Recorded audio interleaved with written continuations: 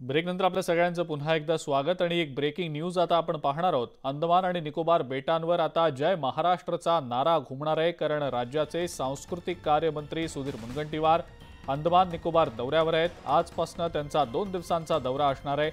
Port Blair इथल्या मच्छीमार मेळाव्याला ते हजेरी लावणार आहेत। सोबतच महाराष्ट्र मंडळात बचत गट आणि छोटे आणि मध्यम व्यापारी यांच्यासोबतही ते संवाद साधतील। पोर्ट ब्लेअर इथल्या स्वातंत्र्यवीर सावरकर स्मारक आणि इथल्या सावरकर यांना ज्या कोठडीत ठेवलं गेलेलं होतं त्या कोठडीला मुनगंटीवार भेट देणार आहेत।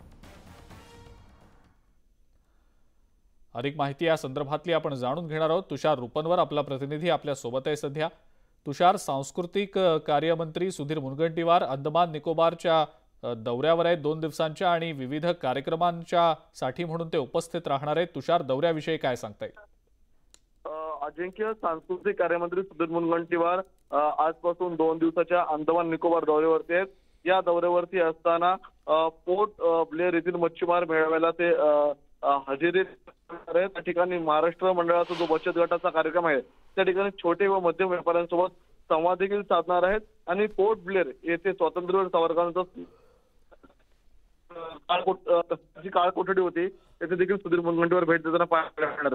दिवसाचा धावता दौरा जरी असला तरी सांस्कृतिक कार्य सुधीर मुनगंटीवारमध्ये महाराष्ट्राचे जे विविध ठिकाणं होती त्या ठिकाणांना भेटी देताना मिळणार।